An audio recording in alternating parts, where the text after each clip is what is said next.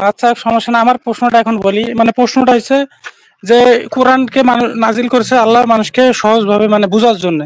তা আমি এত চেষ্টা করি ভাই, আমার তো মাথায় ঢুকে না। আমি অথচ সৌদি আরবে থাকি, 1 বছর আমি সমস্ত আরবি শিখছি, কিন্তু অথচ পড়তে গেলে আমার মাথায় ঢুকে না। হ্যাঁ, এটা কি সহজ আমার জিনিসগুলো মাথায় অনেক এটা কি সময় আমার সমস্যা না, ধরে ওটা যায়। আল্লাহর সমস্যা না আরবির সমস্যা? আমি এটা আর কি আপনার কাছে জানতে চাচ্ছি।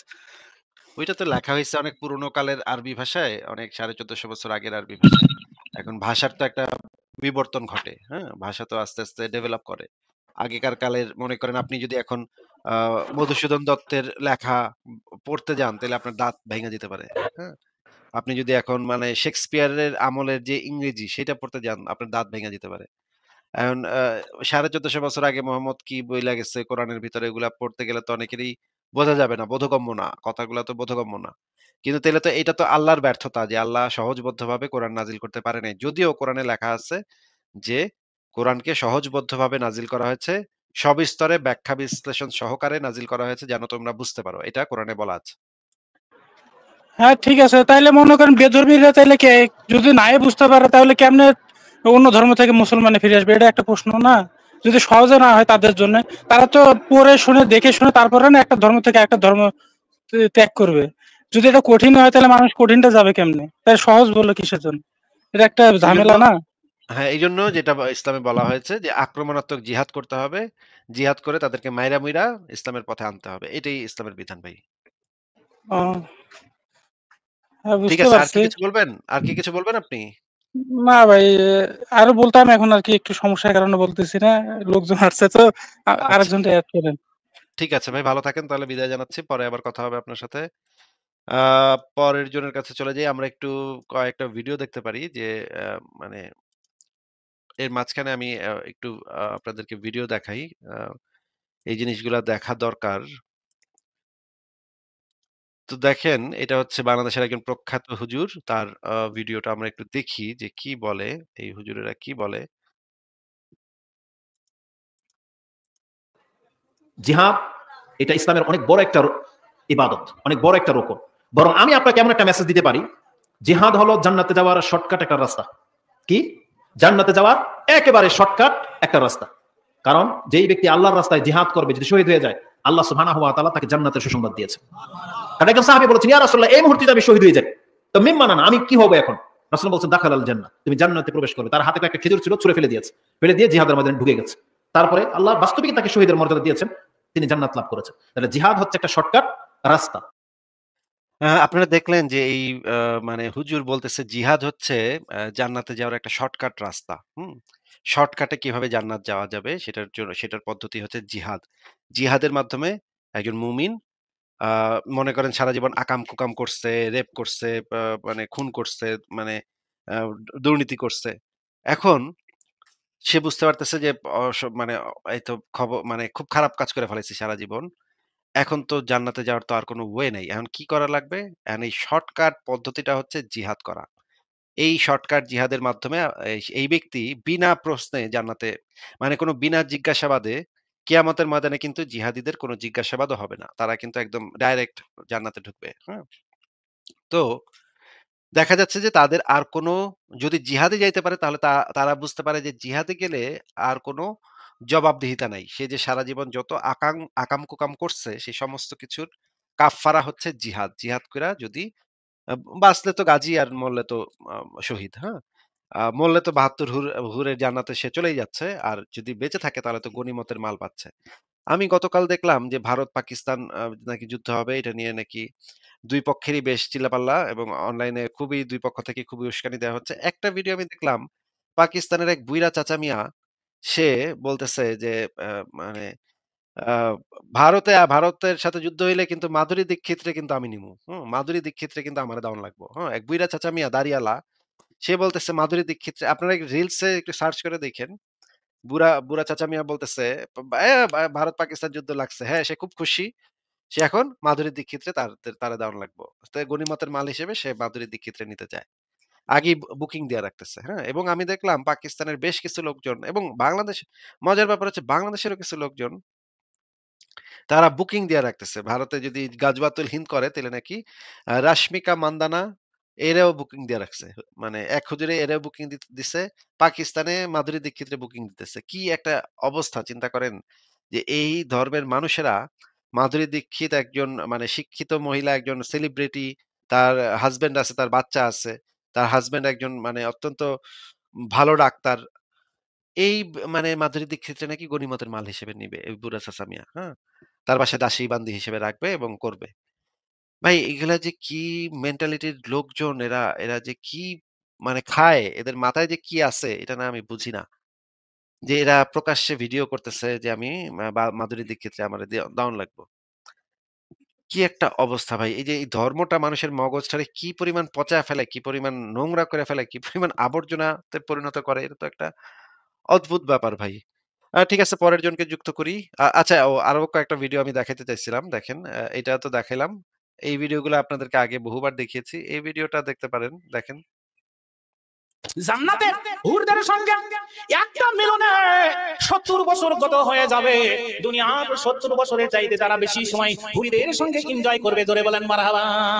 নেচে নেচে হেলে দুলে গাইবে কত গান, এমন সুরে গাইবে যাহা শুনে নাই কোনো কান। নামাজ রোজা নাই কষে তাই নাই গো কোনো দিন, শুধু কেবল খানা পিনা প্রেম প্রীতির চিন। হুরে প্রেমে মুক্ত তখন হবে মুমিন যত, হুরে প্রেমে মুক্ত তখন হবে মুমিন যত, এক এক মিলনে হবে 70 বছর গত। তার মুমিনের জন্য এমন পুরস্কার তৈরি করে রাখছে খোদা বাহিরে কল্পনার। এমন কোন চক্ষু নাই যা দেখছে কোনদিন, এমন কোন কর্ণ নাই যা শুনছে কোনদিন। হাজার হাজার রকম হবে রে ভাই নাস্তারও সামান, দুধ মধুর শরবত সেটাই করবেন তারা পান। এই যে শরবতের কথা আসছে না, পানি দুধ মধু শরবত সরাও তারা করবে পান। নেচে নেচে হেলে দুলে, নেচে নেচে হেলে দুলে গাইবে তারা গান, এমন শুনে গাইবে যাহা শুনি নাই কোনো কান। হুরে প্রেমে মুক্ত তখন হবে মুমিন যত, হুরে প্রেমে মুক্ত তখন হবে মুমিন যত, এক এক মিলনে হবে 70 বছর গত। একটা মিলন করবে সময় 70 বছর, কোন কোন হাদিস আসছে 100 বছর পার হয়ে যাবে। একটা মিলনের টাইম আমরা দুনিয়াতেই পাই না। আমাদের বয়স 70 80 100, এর দেখা যায় আর বেশি ভাগ মানুষের আগেই মারা যায়, ঠিক না ঠিক বাবা? জান্নাতে হুরদের সঙ্গে একটা মিলনে 70 বছর গত হয়ে যাবে। দুনিয়ার 70 বছরের চাইতে যারা বেশি সময় হুরিদের সঙ্গে এনজয় করবে, ধরে বলেন মারহাবা। আপনারা চিন্তা করতে পারেন যে এইগুলা এই জিহাদিদের মাথায় কি আছে ভাই? মাথায় এগুলার কি আছে? আচ্ছা, আরেকটা ভিডিও দেখেন। ঠিক এরকমই ফেরেশতারা বলবে, শুধু মনে মনে বলেন। এবার বলবে মনে মনে বলবে, আল্লাহ আমি ওই নারীকে চাই। ওই নারী দৌড়াই আইসা আপনার হাত ধইরা বলবে, চলো তোমার বাড়ি যা। এবার বাড়িতে যায় কি করবেন? ছোট বাচ্চারা আছে, তগলেকে সবকিছু ভাঙ্গা কম যায় না, বিপদে পড়ছি। এই জন্য বড়দেরকে একটু বোঝানোর জন্য বলতেছি, ইঙ্গিতে বুঝা নিয়েন। ওই নারীকে বাড়িতে নিয়ে যাওয়ার পরে আপনি কি খালি ছায়া থাকবেন? দিশি রে তুমি কত সুন্দর রে, খালি ছায়া থাকবেন? না না না, শুধু তাকায় থাকবেন না, ইঙ্গিতে বুঝে নিয়েন। আল্লাহ বলবেন, বান্দা কয় মিনিট চাস? আপনি বলবেন, আল্লাহ দুনিয়াতে 5 মিনিটই পারতাম না, এখন তুমি যা দাও আলহামদুলিল্লাহ, 5 ঘন্টা দিলে তো ভালোই হয়। আল্লাহ বলবে, না না না, 5 মিনিটেরও দরকার নাই, 5 ঘন্টারও দরকার নাই, 5 দিনেরও দরকার নাই, 5 সপ্তাহেরও দরকার নাই, 5 মাসেরও দরকার নাই, 5 বছরেরও দরকার নাই, 500 বছরেরও দরকার নাই, 5000 বছরেরও দরকার নাই। এক একজন বিবি সাহেবের সাথে 52,000 বছর পর্যন্ত সময় লাগাবি, তোদের শরীরের মধ্যে কোনো দুর্বলতা আসবে না। 52,000 বছর পর্যন্ত সময় লাগাবি। চিন্তা করছেন যে এদের মাথায় কি ঘোরে সারাক্ষণ? এদের মাথায় সারাক্ষণ কি ঘোরে? এই এ মানে কি একটা অবস্থা, হ্যাঁ? মানে চিন্তা করেন যে কি একটা অবস্থা, এদের মাথায় কি খেলা করে সারাক্ষণ যে জান্নাতে গিয়ে তারা করবে। এই যে এবং শর্টকাট পদ্ধতিটা কি জান্নাতে যাওয়ার? সেটা হচ্ছে জিহাদ করা, কাফের কতল করা। হুম? এইগুলা হচ্ছে ইসলামের বিধান। ঠিক আছে? কি বলবো, এগুলা নিয়ে তো কিছু বলার নাই। এগুলা তো বারবার বলতে বলতেও তো মানে একটা মানে লজ্জাও লাগে না, এগুলোর লজ্জাও নাই, লজ্জা শরমও নাই। প্রকাশ্যে এসে বলতেছে জান্নাতে গিয়ে সেই কাম করবে। হ্যাঁ, 52,000 বছর নাকি একটানা। ভাই এতক্ষণ ভালো লাগবে না ভাই। বোর হয়ে যাবি তোরা। একটানা যদি তোরা এতক্ষণ করতে থাকিস তাহলে বোর হয়ে যাবি। ইস! ছি! ঠিক আছে, পরের জনকে যুক্ত করি তাহলে। পার্সন আপনাকে যুক্ত করা হয়েছে, বলেন আপনি। পার্সন নিজেকে আনমিউট করে বলতে হবে। নিজেকে আনমিউট করে কথা বলেন। পার্সন আপনাকে যুক্ত করা হয়েছে, বলেন। হ্যাঁ। হ্যাঁ ভাই, আমার কথা শোনা যাচ্ছে? হ্যাঁ, শোনা যাচ্ছে। বলেন।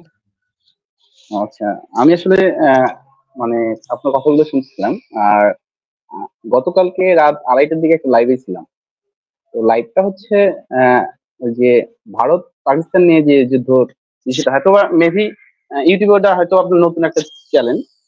তো ওই চ্যানেলে আমি জয়েন হয়েছিলাম। ডায়লগ নামে একটা চ্যালেঞ্জ ছিল আর কি। বুঝতে পারছেন হ্যাঁ, হ্যাঁ, ভাইয়া? বলেন। বলেন, আপনি বলতে হ্যাঁ। থাকেন। তো আসলে মানুষের মাইন্ড সেট আপটা যে কি মানে কত পরিমাণ খারাপ হয় এটা আসলে বলা বাহুল্য।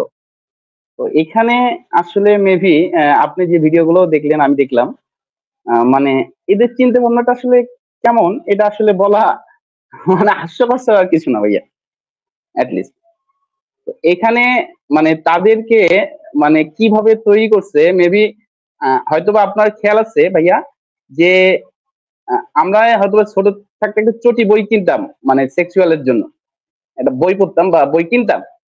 তো এখানে মানে তাদের মাইন্ডসেট একটা ধর্ম বিষয়ের মধ্যে, মানে একটা ধর্মের মধ্যে আহ, মানে ইবাদতের বদলে মিনিমাম সেক্সুয়ালের কথাটাই বেশি। তো এটা কিভাবে ধর্ম হতে পারে আমার আসলে লিস্ট মাথায় খেলেই না, এটা আমি বুঝতে পারি না। তো আচ্ছা। যাই হোক ভাইয়া, অনেকক্ষণ কথা বললাম। এই কথাটার জন্য আসলাম। কিছু কিছু গায়ের রক্ত হিম হয়ে যায়, যদিও এই ধর্মটা নিজে আমি আসলে কোনো ধর্ম মধ্যে ইনভলভ না।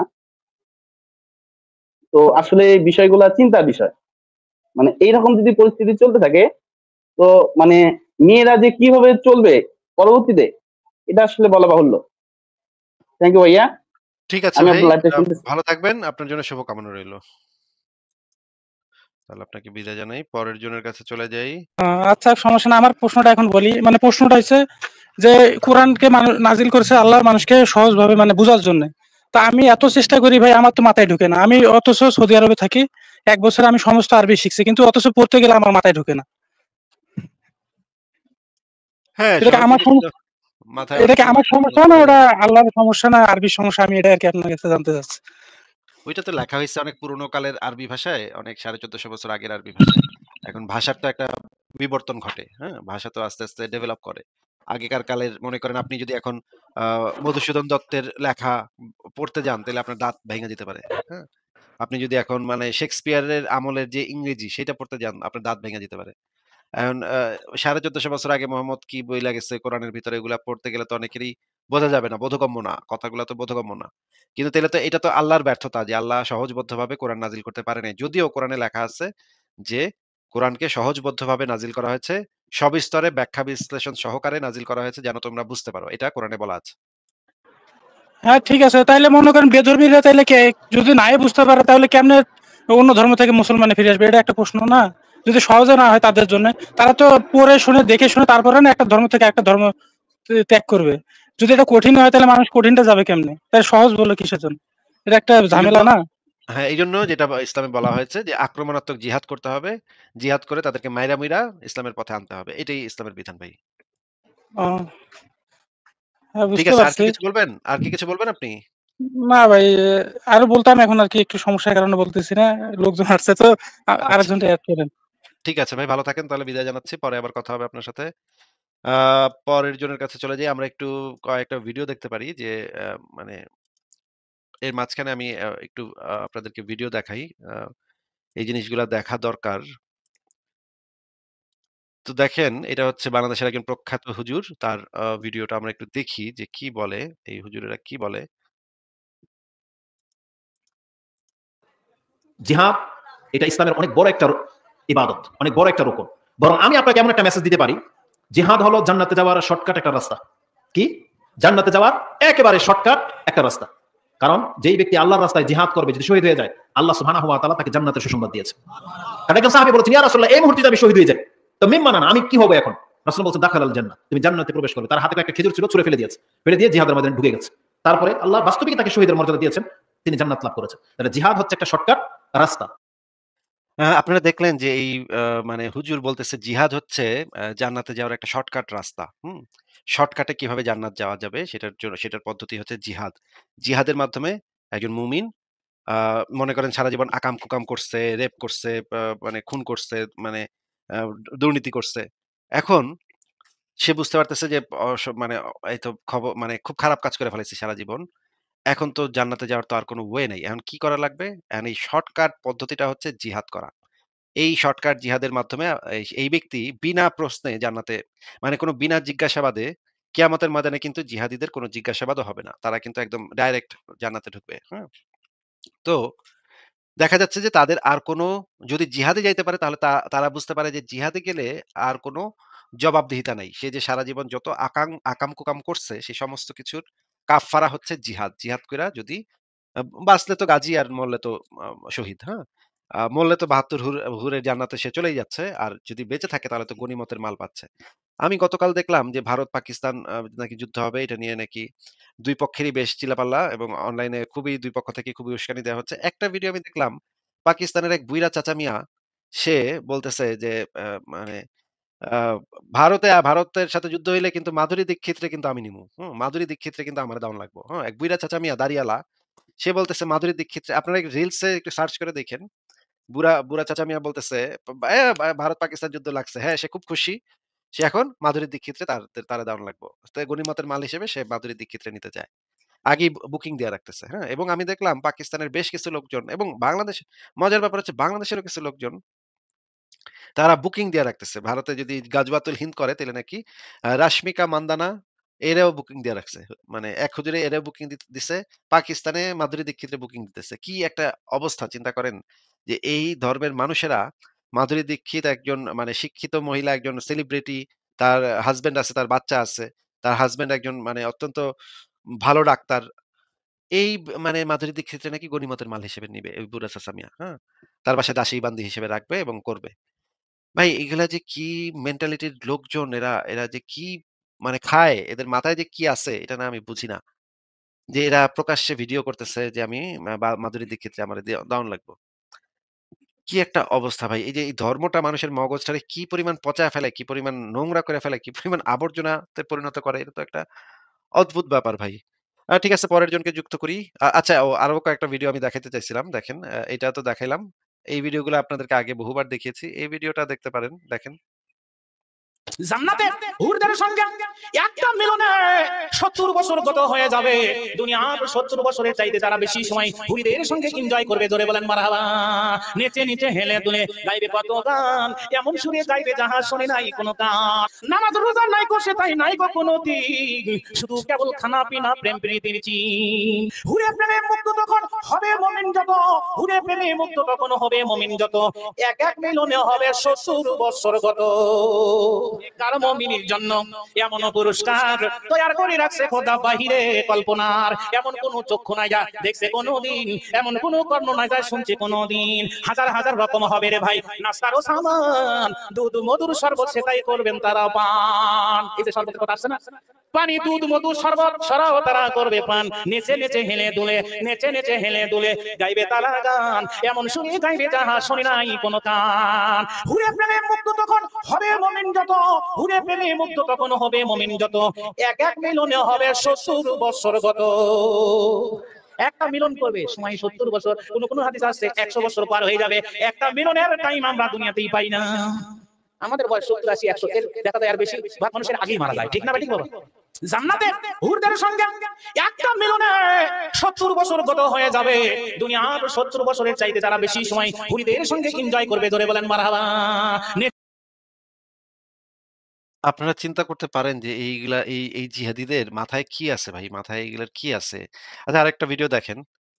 ঠিক এরকমই ফেরেশতারা বলবে, শুধু মনে মনে বলেন, এবার বলবে মনে মনে বলবে, আল্লাহ আমি ওই নারীকে চাই। ওই নারী দৌড়াই আইসা আপনার হাত ধইরা বলবে, চলো তোমার বাড়ি যা। এবার বাড়িতে যায় কি করবেন? ছোট বাচ্চারা আছে, তগলেকে সবকিছু ভাঙ্গা কম যায় না, বিপদে পড়ছি। এই জন্য বড়দেরকে একটু বোঝানোর জন্য বলতেছি, ইঙ্গিতে বুঝা নিয়েন। ওই নারীকে বাড়িতে নিয়ে যাওয়ার পর আপনি কি খালি ছায়া থাকবেন? দিশি রে তুমি কত সুন্দর রে, খালি ছায়া থাকবেন? না না না, শুধু তাকায় থাকবেন না, ইঙ্গিতে বুঝা নিয়েন। আল্লাহ বলবেন, বান্দা কয় মিনিট চাস? আপনি বলবেন, আল্লাহ দুনিয়াতে 5 মিনিটই পারতাম না, এখন তুমি যা দাও আলহামদুলিল্লাহ 5 ঘন্টা দিলে তো ভালোই হয়। আল্লাহ বলবে, না না না, 5 মিনিটেরও দরকার নাই, 5 ঘন্টারও দরকার নাই, 5 দিনেরও দরকার নাই, 5 সপ্তাহেরও দরকার নাই, 5 মাসেরও দরকার নাই, 5 বছরেরও দরকার নাই, 500 বছরেরও দরকার নাই, 5000 বছরেরও দরকার নাই। এক একজন বিবি সাহেবের সাথে 52,000 বছর পর্যন্ত সময় লাগাবি, তোদের শরীরের মধ্যে কোনো দুর্বলতা আসবে না। 52,000 বছর পর্যন্ত সময় লাগাবি। চিন্তা করছেন যে এদের মাথায় কি ঘোরে সারাক্ষণ? এদের মাথায় সারাক্ষণ কি ঘোরে? এই এ মানে কি একটা অবস্থা, হ্যাঁ? মানে চিন্তা করেন যে কি একটা অবস্থা, এদের মাথায় কি খেলা করে সারাক্ষণ যে আ জান্নাতে গিয়ে তারা করবে। এই যে এবং শর্টকাট পদ্ধতিটা কি জান্নাতে যাওয়ার? সেটা হচ্ছে জিহাদ করা, কাফের কতল করা। হুম? এইগুলা হচ্ছে ইসলামের বিধান। ঠিক আছে? কি বলবো? এগুলা নিয়ে তো কিছু বলার নাই। এগুলা তো বারবার বলতে তো মানে একটা মানে লজ্জাও লাগে না। এগুলোর লজ্জাও নাই, লজ্জা শরমও নাই। প্রকাশ্যে এসে বলতেছে জান্নাতে গিয়ে সেই কাম করবে। হ্যাঁ, ৫২,০০০ বছর নাকি একটানা। ভাই এতক্ষণ ভালো লাগবে না ভাই। বোর হয়ে যাবি তোরা। একটানা যদি তোরা এতক্ষণ করতে থাকিস তাহলে বোর হয়ে যাবি। ইস! ইস! ঠিক আছে, পরের জনকে যুক্ত করি তাহলে। আ পারসন আপনাকে যুক্ত করা হয়েছে। বলেন আপনি। পারসন নিজেকে আনমিউট করে বলতে হবে। নিজেকে আনমিউট করে কথা বলেন। পারসন আপনাকে যুক্ত করা হয়েছে। বলেন। হ্যাঁ, হ্যাঁ ভাই, আমার কথা শোনা যাচ্ছে? হ্যাঁ শোনা যাচ্ছে। বলেন। আচ্ছা, আমি আসলে মানে আপনার কথাগুলো শুনছিলাম। আর গতকালকে রাত 2:30টার দিকে একটা লাইভে ছিলাম। তো লাইভটা হচ্ছে ওই যে ভারত পাকিস্তান নিয়ে যে যুদ্ধ, সেটা হয়তো মেবি ইউটিউবটা হয়তো আপনার নতুন একটা চ্যানেল, তো ওই চ্যানেলে আমি জয়েন হয়েছিলাম। ডায়লগ নামে একটা চ্যালেঞ্জ ছিল আর কি। বুঝতে পারছেন হ্যাঁ, হ্যাঁ, ভাইয়া? বলেন, আপনি বলতে হ্যাঁ। থাকেন। তো আসলে মানুষের মাইন্ড সেটআপটা যে কি মানে কত পরিমাণ খারাপ হয় এটা আসলে বলা বাহুল্য। তো এখানে আসলে মেবি আপনি যে ভিডিওগুলো দেখলেন, আমি দেখলাম, মানে এদের চিন্তা ভাবনাটা আসলে কেমন এটা আসলে বলা মানে হাস্যকর আর কিছু না ভাইয়া, লিস্ট। এখানে মানে তাদেরকে মানে কিভাবে তৈরি করছে মেবি, হয়তোবা আপনার খেয়াল আছে ভাইয়া, যে আমরা হয়তোবা ছোট থাকতে একটা চটি বই কিনতাম মানে সেক্সুয়ালের জন্য, একটা বই পড়তাম বা বই কিনতাম। তো এখানে মানে তাদের মাইন্ডসেটের একটা ধর্ম বিষয়ের মধ্যে, মানে একটা ধর্মের মধ্যে আহ, মানে ইবাদতের বদলে মিনিমাম সেক্সুয়ালের কথাটাই বেশি। তো এটা কিভাবে ধর্ম হতে পারে আমার আসলে লিস্ট মাথায় খেলেই না, এটা আমি বুঝতে পারি না। তো আচ্ছা। যাই হোক ভাইয়া, অনেকক্ষণ কথা বললাম। এই কথাটার জন্য আসলাম। কিছু কিছু গায়ের রক্ত হিম হয়ে যায়, যদিও এই ধর্মটা নিজে আমি আসলে কোনো ধর্ম মধ্যে ইনভলভ না। তো আসলে এই বিষয়গুলো চিন্তার বিষয়। মানে এইরকম যদি পরিস্থিতি চলতে থাকে, তো মানে মেয়েরা যে কিভাবে চলবে পরবর্তীতে, এটা আসলে বলা বাহুল্য। থ্যাংক ইউ ভাইয়া। ঠিক আছে আমি ভাই। আপনার লাইফটা শুনতেছি। ভালো থাকবেন। আপনার জন্য শুভকামনা রইলো। তাহলে আপনাকে বিদায় জানাই। পরের জনের কাছে চলে যাই।